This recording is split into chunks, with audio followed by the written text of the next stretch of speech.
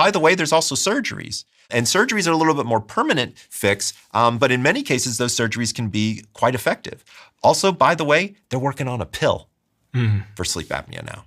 And that's just apnea. We haven't even talked about insomnia yet. I was just reading about the FDA approving a drug.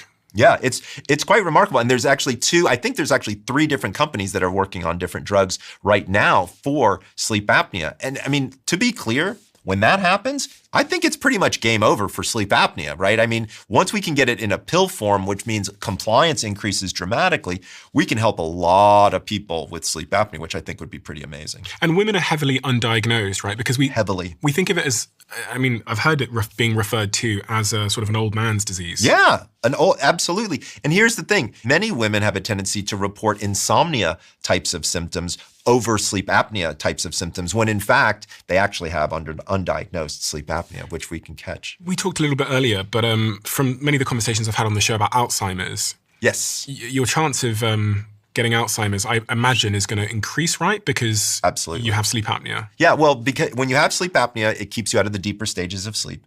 The deeper stages of sleep is where that lymphatic system comes in and scoops out those proteins, and that's really probably one of those big causes for it. So that's one of the things that we always want people to understand.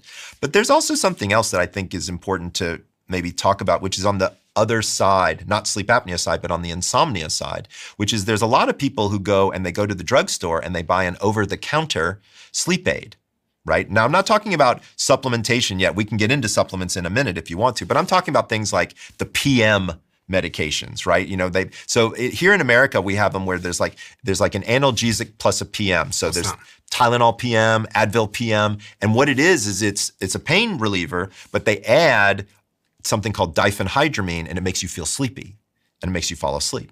Diphenhydramine is actually an antihistamine, right? So it's used for congestion and things like that.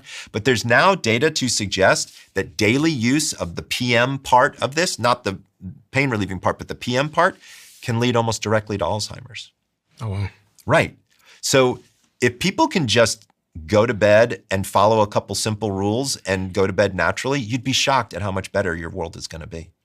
The Queensland Brain Institute at the University of Queensland found that people with untreated apnea have a 45% higher risk of developing Alzheimer's disease.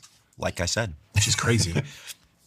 So it's really important. Here's the thing is we've got all these people who are watching your show right now. They need to start thinking in their head, like, maybe I have sleep apnea, maybe I don't, but maybe I should take a look at what are some of the symptoms and see if that's something that could be going on for me. Because again, testing is available. And to be clear, it's not like I'm the only guy out there testing people. I mean, there are sleep doctors all over the world that are testing people. My encouragement to people is, hey, figure it out. If you can't figure it out, shoot us an email. We'll find a sleep center for you to go to. But if you think there's something going on, it's definitely worth checking out. Because by the way, you can stay with undiagnosed sleep apnea for your entire life.